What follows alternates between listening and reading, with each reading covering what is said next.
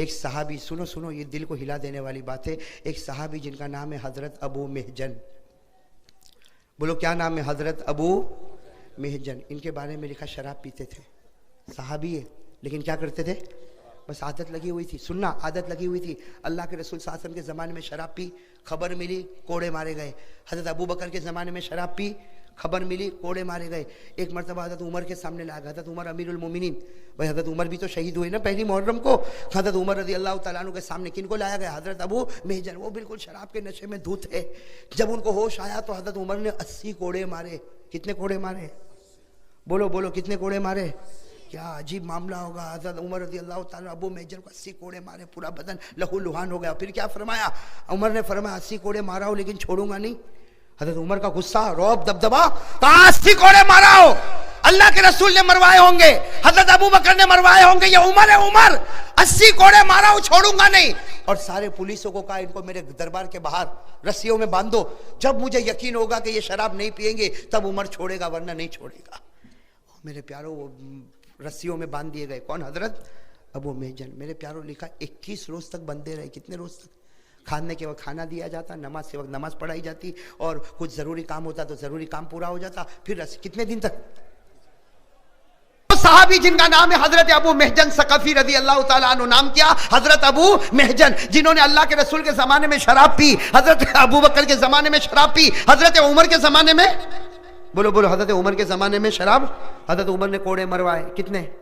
80. اور اس کے بعد کیا فرمایا؟ ان کو باندھو باندھو، جب تک مجھے یقین نہ ہوگا ان کی رسیوں کو چھڑایا نہیں جائے گا.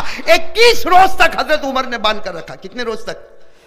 لیکن ہوا کیا؟ سننا، یہاں حضرت عمر نے باندھ کے رکھا اور وہاں حضرت عمر کو ضرورت پڑی روم میں مقابلہ کرنے کی. کہاں پر مقابلہ کرنے کی؟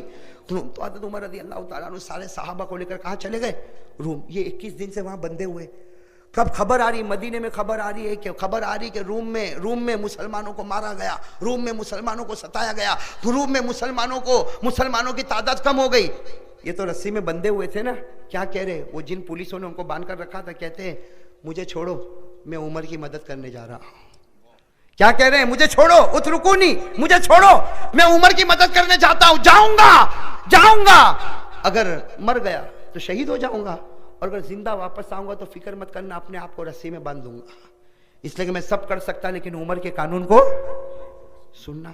وہ سارے لوگ سمجھے یہ تو دھوکہ دے گا. 21 دن تک باندھ کے رکھا، بہت سمجھوتے کے بعد آخر میں چھوڑ دیا گیا. بھائی آخر میں یہ جو گھوڑے پر بیٹھے، ان کے لیے گھوڑا لایا گیا، گھوڑے پر جو بیٹھے اور وہاں گئے ہیں، حضرت عمر فاروق رضی اللہ تعالیٰ عنہ کہتے ہیں کہ میری نظر پڑی ان پر کہ یہ آتے تھے اور جہاں جاتے تھے وہاں پر میدانوں پر یہ جیت کے نشان لگاتے جاتے تھے.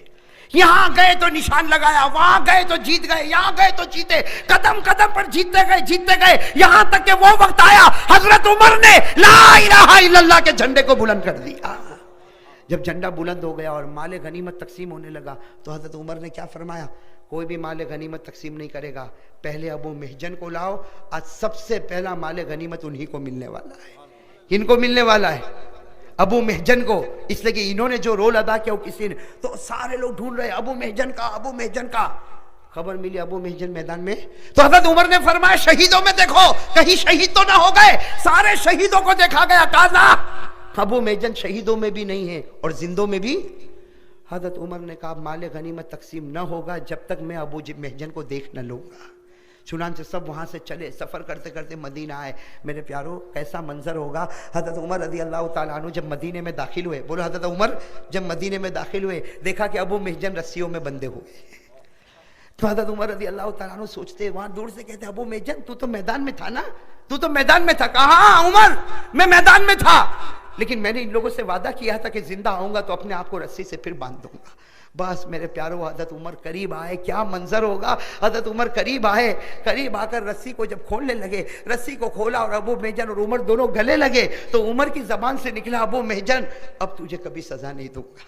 دیکھو حضرت عمر کہہ رہے ابو محجن مجھے تیرا مرتبہ نہیں معلوم تھا، اب میں تجھے کبھی بھی سزا نہیں دوں گا.